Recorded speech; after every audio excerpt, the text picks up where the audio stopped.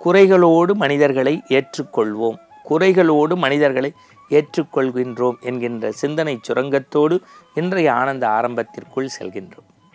நம்ம ஒவ்வொரு நாளைக்கும் மகாபாரதம் பற்றி ஒரு நாள் சிந்திக்கிறோம், ராமாயணம் பற்றி சிந்திக்கிறோம், பெரிய புராணம் பற்றி சிந்திக்கிறோம், ஆழ்வார் பற்றி, நாயன்மார்கள் பற்றி, அடியார்கள் பற்றி, சமய குறவர்கள் பற்றி, ஐயப்பன் சன்னிதானம் பற்றி, இப்படி பல விஷயங்கள் பேசுகிறோம். இன்றைக்கி ஒரு நல்ல தலைப்பு, குறைகளோடு பிறரை ஏற்றுக்கொள்வோம். நம்முடைய முன்னோர்கள் நிறைய ஒரு வார்த்தை சொல்லுவாங்க, குற்றம் பார்க்கின் சுற்றம் இல்லை. நீங்கள் ராமாயணத்தில் ஒரு காட்சி உண்டு. வீடனன் அறமிகுந்தவன், ஆனாலும் அவன் அரக்கர் குலத்திற்குள், அந்த உருவத்திற்குள் தான் ஒளிந்து வாழ்ந்தான். ராவணனும் கும்பகர்ணனும் இந்திரஜித்தும் பிறந்த அதே குலத்தில் பிறந்த வீடனன் அறத்தின் நாயகன் ராமன் பக்கம் வந்தபோது எல்லாரும் சேர்த்துக்கலாமா வேண்டாமான்ன போது ராமன் அக்செப்ட் பண்ணா.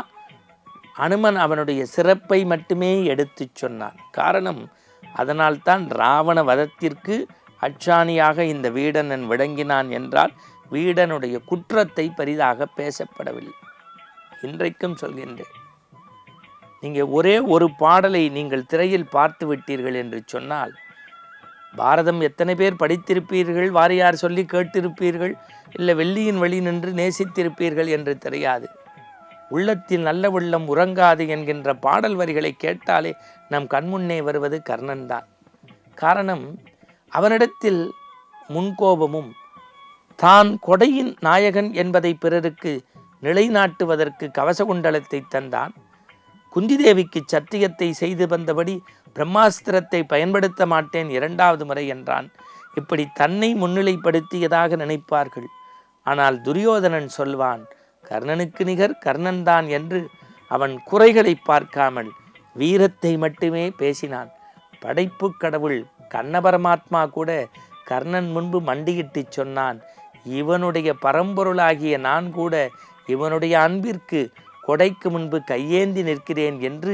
கர்ணனின் குணப்பேசப்பட்டதனால்தான் பஞ்சபாண்டவர்கள் 5 காட்டிலும், கௌரவர்கள் 100 காட்டிலும், படைப்பு கடவுள் கண்ணனை காட்டிலும், பரம்பொருளை காட்டிலும் தனிமனிதன் விரைந்து பேசப்பட்டதன் நோக்கம் அவனுடைய குற்றத்தை, மாசை நீக்கி பார்த்ததுதான்.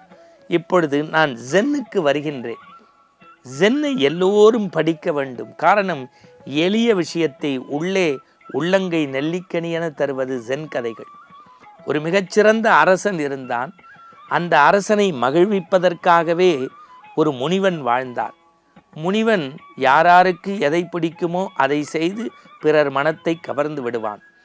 அவனுடைய உள்ளத்தை கவர்வதற்கு, யார் நாட்டை ஆளக்கூடிய மன்னனின் உள்ளத்தை கவர்வதற்கு அவனை அழைத்து வந்தான். மன்னனுக்கு பிடித்தது தோட்டம். அந்த தோட்டத்தை சுற்றி காட்டி எப்படி இருக்கிறது என்று கேட்டார். ஒற்றை புன்முறுவலோடு மன்னன் சொன்னான், இது மகிழ்ச்சிக்குரிய தோட்டம் அல்ல என்று.